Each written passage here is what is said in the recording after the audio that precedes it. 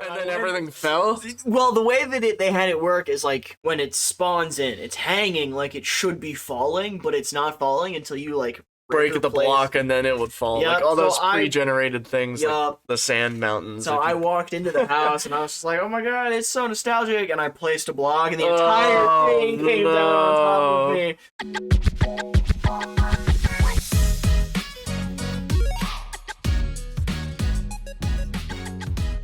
Hello and welcome to Bladed Game Chats. My name is Alex and I'm here with my co-host Riley. Howdy, howdy. We're here to offer an honest and thorough discussion of personal experiences playing video games firsthand.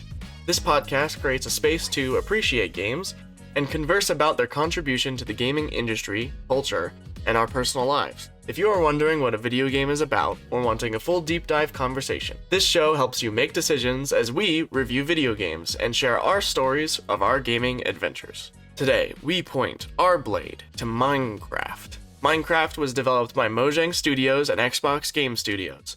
The consoles that this game is available to play on are PC, Xbox, PlayStation, Nintendo Switch, and mobile.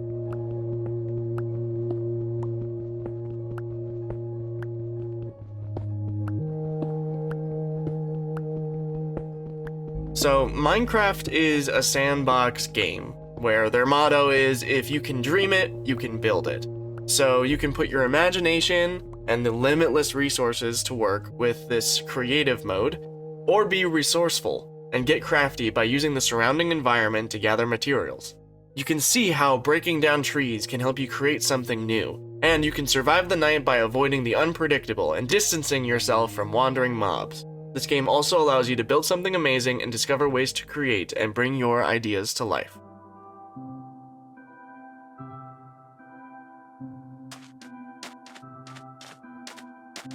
Alright, so let's start by talking about our first time playing Minecraft. How did I get into it? How did you get into it? You want to start? Yeah, so Minecraft, I was very young. I got into it right when it started to come out. I think 2008 was its official release. But I started with Minecraft Pocket Edition because I didn't, quote unquote, have the money as a child for the big one. And that had no crafting, no nothing. It was so bare bones, and I was just praying and hoping that one day I'd get to experience all these updates that the main game was getting that my tiny little dinky thing would never get. Right, I remember I had the original iPod back in the day, and I would just play Minecraft because the good thing about it is that it still had local multiplayer on the same Wi-Fi. Yeah. But also I remember there wasn't much to do because all you could really have is the main tutorial world, which there was pre-built structures to help you learn how to play the game because it was so new. I remember that you couldn't even go outside of the walls because there wasn't any pre-generated blocks to explore. I guess the benefit from being stuck in a tutorial space is that the developers put hidden things within that small map. Because I remember you could go around and find the music discs or something. Oh. You could go up, build to the Minecraft sign in the sky. If you dug in it in the right place, you'll find something cool. Or it was a sign or something. I have a vague memory of something being in the Minecraft sign. The first official version I played was actually on the PC on the family desktop. It was a birthday gift from my sister, and it was back during the days where when you bought the game, it came with a certificate that you could print out and write your name on. And so I had that hanging up in my room for years. I would sit down at the family computer and just play Minecraft for hours. Yeah, when I was actually introduced to the Xbox version of Minecraft from a friend at school, and he was the only other person that I knew that had another Xbox. So I guess that was the first experience where I was playing online multiplayer. I remember this was the first time where you could go out and really explore a world. And back then it wasn't endless. It wasn't endless. It was restricted by a certain number of block count. And if you ever reach the end of that block It's count, just a wall, it's just an invisible wall, but you could also look down into the like endless abyss. Right. You could see down through all the blocks. That it was crazy. There was this one time where I was like, you know what, I'm gonna build like the biggest house I've ever made, right? So I built this giant rectangle in the sky. And I was like, you know what, I'm gonna like turn this into like a hotel where people can like come up, rent a room. If we ever had like new players on the server, they could just hop in and already have a space to just stay so they don't just die in the night. Because I remember digging in the ground in a tunnel and waiting till morning because I didn't have enough materials to either build my own house or build a bed. Yeah. Now in today's like Minecraft world and setting of how big it is, like I can go just dig straight down, even though you're not really supposed to do that. I don't care. Like I'll dig straight down, find diamonds. I'm like, all right, I'm done. You can spawn into a world, find diamonds within an hour. But now that there's like villages, and there's village chests, you can find diamonds like that. They like kind of rush you through that part that used to be like everyone's famous nostalgic part to get to the complexity that is the middle of the game. Yeah.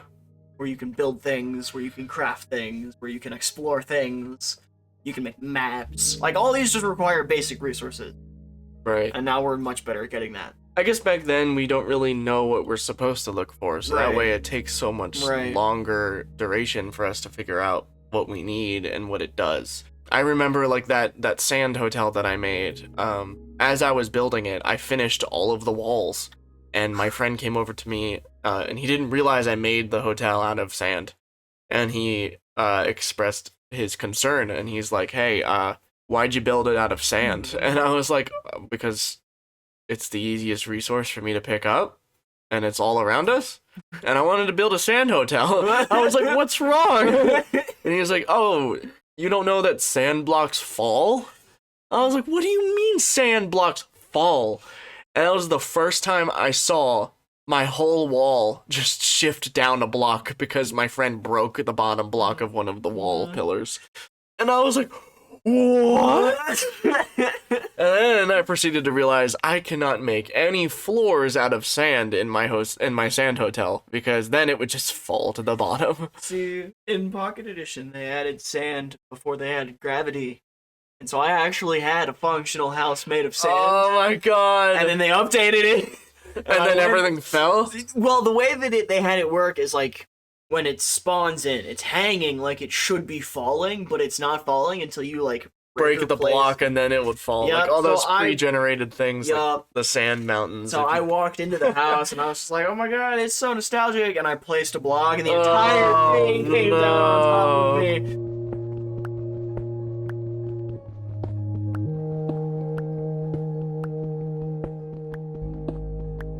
So let's transition into story time. And so this is the part of the show where we're going to talk about some fun topics of conversation about us playing together. I guess we can start off by mentioning some of our idols. I feel like back then when I was like 13, I was heavily into watching Minecraft YouTubers. And that back then YouTube was like the place to go for Minecraft content. Like that's what everyone was playing. And specifically I remember Sky Does Minecraft. I loved watching him just because of his outlet of video creation relating to like cops and robbers or parkour maps. All of these things I just fell in love with because it took Minecraft and it spinned it into like a mini game of what Minecraft offers. Right.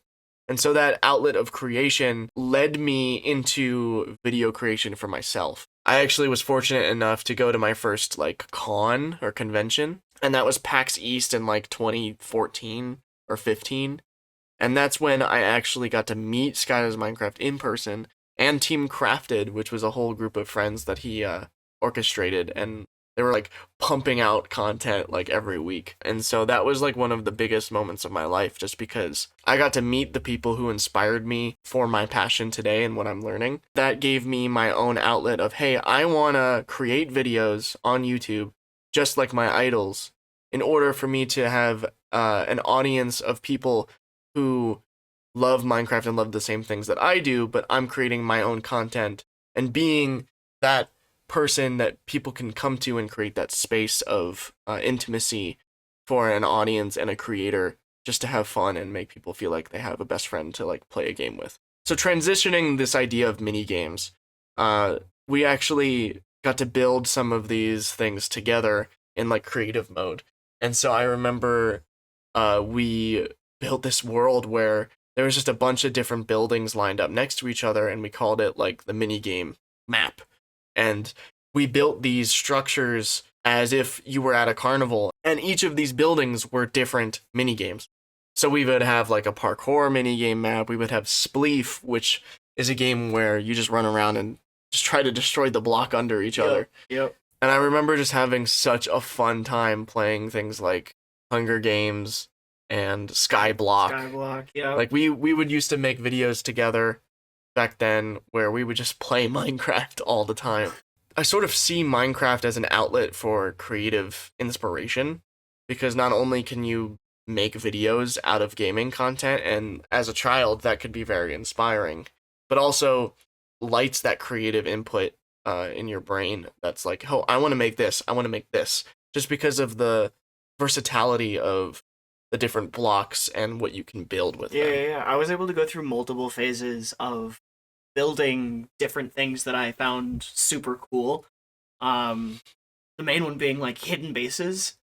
I got really into redstone. I wasn't like super intelligent when it came to how redstone worked exactly, but like I would just watch YouTube videos and see an idea I liked and try and put it in whatever creative world we were.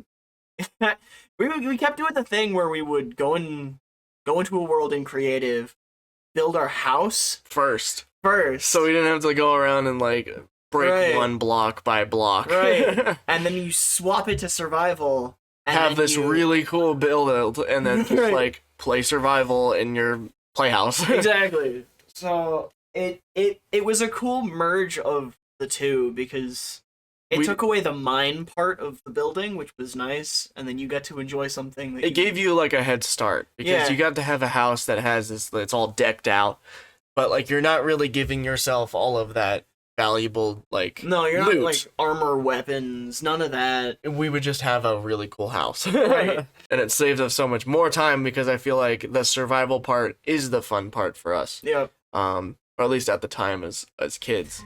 Yeah.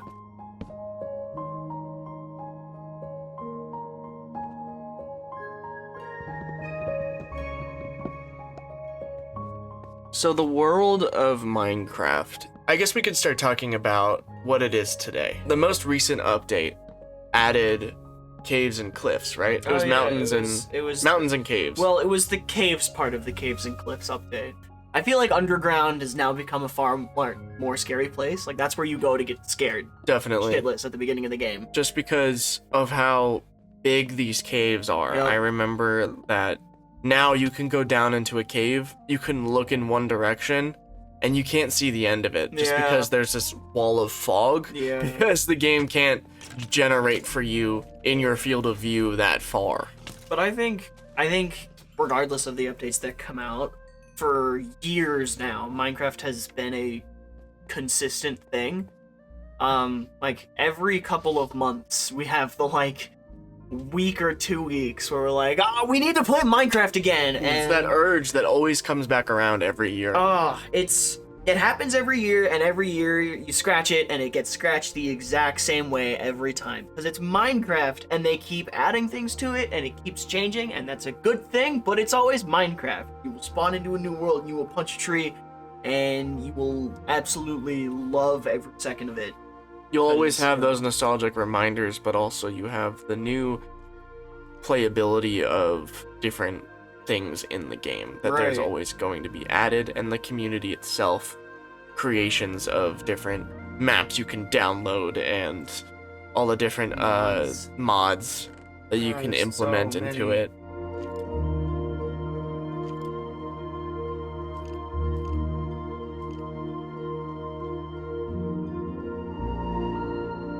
I think that something that I'll always remember about Minecraft is being able to create a world with a bunch of friends, because I loved when we had a server of 10 people And just being able to, even if nobody's on the server at the time, just being able to hop online, hop into the world, and walk around, and just look at everybody's creations in the same vicinity as you. Just being able to be like, oh man, yeah, that's my friend's house, and this is my house, and we're right next to each other. Yeah. And I feel like that also allows a lot of intimate and fun moments between you and your friends. Yeah. And I think that's something that I'll always love about Minecraft, just because, like, being able to play a game and have different places to live in that game wherever you want Mm-hmm. makes that location specifically in your world yours. Oh, I'd always try and find a mountain that was like overlooking as many different biomes as possible, and I try So you and can build a have massive everything thing. all at once. Yeah, everything all at once, and I build a massive thing on top of the mountain so I can look out and see everything.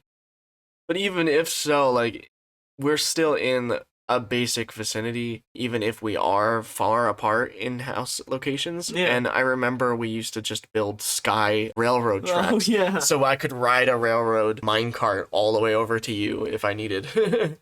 And then also they added those chests, so if you ever needed anything that I had, I could put in a chest, flip a lever, and the cart goes flying off to your house. Yep. Yep. I think something else to mention, at least, is achievements. I remember yeah. with the original, like, Minecraft 360, I tried to, like, get every single achievement I could in Minecraft, and I remember specifically one of them being, like, oh, get every type of color of wool. That was, like, the coolest thing to do, because you had to get these different dyes in different ways the first time running into a pink sheep.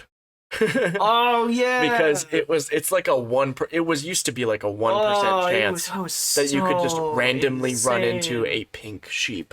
I have Normally one of they're those just too. white, black, brown, gray, but being able to find a natural generated pink sheep was like it's like better than diamonds. Yep. It's like, holy crap, I won the lottery. I'm going to take this home and show everyone. And then it becomes a race to see if you can survive by slowly bringing a sheep all the way over to your house without it dying or falling off somewhere. Yep. Yep. I guess the question to bring up would be, how has this game contributed to the gaming industry and culture? So, oh man, so I remember back when Minecraft was super popular, was starting to gain its footing. There was the onslaught of different copycat games that came out, especially in mobile gaming. I mean, you could search up like block crafting game and like 10 or 15 games could pop up that each have their own unique twist on this same sort of Sandbox block game. yeah, I think Minecraft revolutionized the survival gaming industry. By creating that creative tool for kids and Right. the educational purpose of, hey, use your imagination and create these different ideas. Mhm. Build whatever you want, and your imagination is limitless, especially when you're given such a versatile tool like Minecraft. People use Minecraft in school to Right. teach. I think it's a great way not only for programming basics, but also just that whatever you want to make, it could be in Minecraft. Mm-hmm. Okay, we've gotten to the end of the episode where we have to score it. I'm going to rate this a 10 out of 10, a legendary rank. This game redefines the genre of survival games, and it is marked in the history books as one of the best creative tools. I'll also go 10. I'm kind of disappointed with that because I want to find something wrong with it. I'll give it like a 9.7 out of spite. Like, we've been talking about it more as a creative tool than a game, so we don't really even measure it by the same standards.